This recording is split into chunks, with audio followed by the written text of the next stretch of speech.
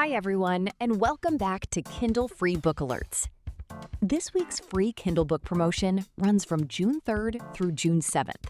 All other times, these books are in Kindle Unlimited, where subscribers can continue reading at no additional cost.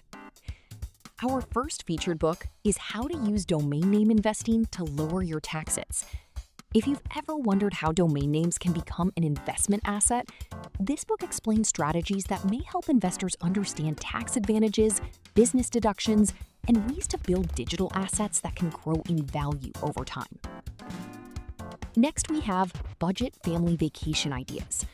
With travel costs rising, this book shares practical ideas for creating memorable family vacations without overspending. Discover affordable destinations, money-saving travel tips, and ways to stretch your vacation budget further while still having fun from your vacation. Our third book is Multiplication Word Problems for Kids ages 9 to 12.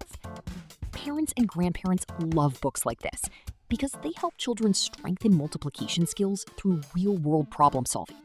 It's a great way to build confidence in math while keeping learning fun and engaging.